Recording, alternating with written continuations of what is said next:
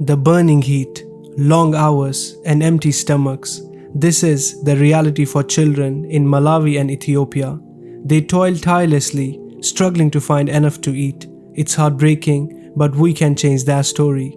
By supporting our Qurbani campaign, we can bring joy and sustenance to 40 deserving families. Your kindness will make a world of difference. Let's make sure these little ones don't go hungry anymore. Donate to our page and let's give them a brighter future, inshallah. Link in the description box below. Assalamu alaikum, brothers and sisters. I hope you're well. Marriage holds a sacred status within Islam, encompassing significant purposes. Typically, these objectives are fulfilled through the practice of monogamy. Nevertheless, specific circumstances may permit a man to enter into polygamous unions, provided that he upholds justice in his treatment of each wife and makes the decision with a strong sense of taqwa or mindfulness of God.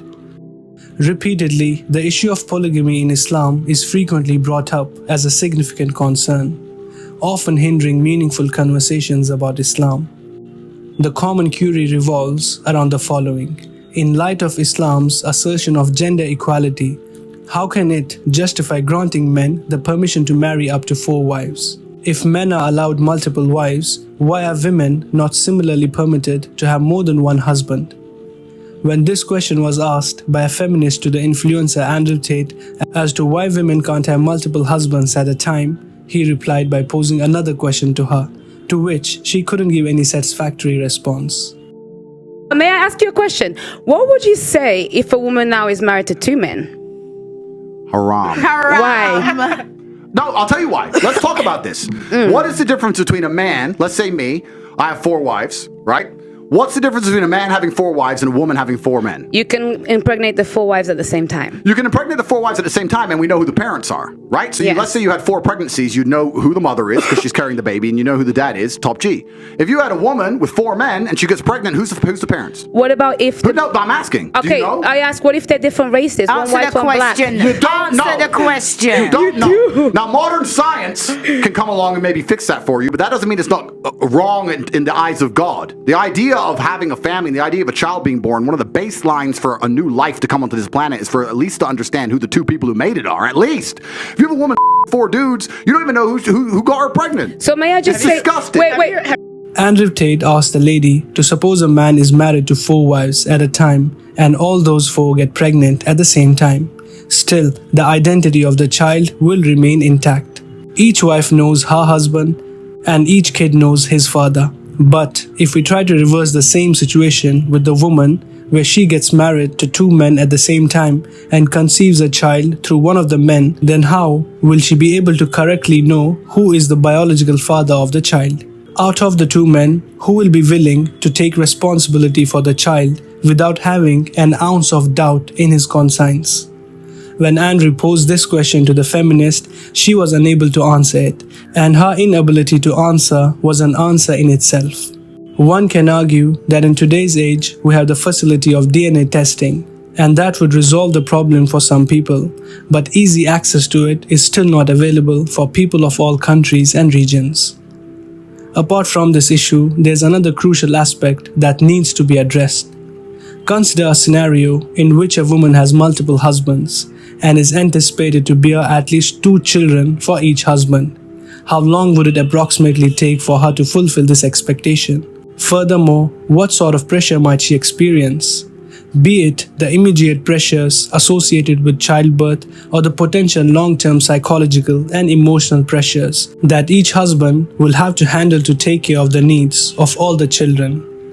Such a marital agreement poses the risk of giving rise to children who grow up feeling neglected by their mother or deprived of the love and attention they rightfully deserve. If we come to the topic of why men are allowed to take multiple wives at all, feminists can debate that if women are not allowed, then men shouldn't be allowed to marry more than once, even if multiple marriages don't affect the lineage of the child. While it is true that men are allowed to practice polygamy, it is not something that is forced upon them. It is not essential part of the religion. It is clearly mentioned in the Quran that if a man is fearful that he might not be able to do justice between his wives, he should stick having one wife only. If you fear that you might not treat the orphans justly, then marry the women that seem good to you, 2 or 3 or 4. If you fear that you will not be able to treat them justly, then marry only one. At the time of Prophet Muhammad ﷺ, and even after that, there used to be many wars, and sometimes the men used to be martyred in the wars. As a result, women would get widowed with the children of their martyred husbands. By allowing polygamy, Islam opened the doors for widows and orphan girls who did not have any support for themselves. If they were left on their own, they would either die because of their sufferings, or they would be molested and harassed by indecent men.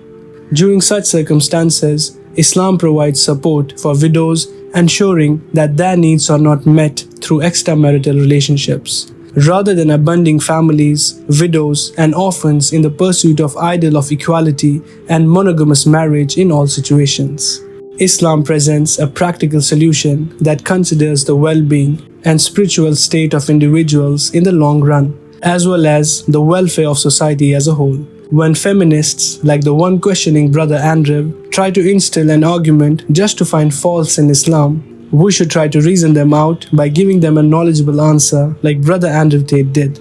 Non-Muslims targeting Islam is not something that is new, but we as Muslims should try to make ourselves more educated in Islam so that we can answer them back in the most appropriate way.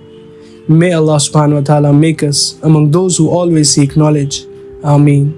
That's it for today, brothers and sisters. I hope you liked the video. Let us know your thoughts in the comment section below. We would love to hear from you. Hit the thumbs up button, subscribe to the channel, turn on the notification bell, share this video with your family and friends. Until next time, Assalamu alaikum.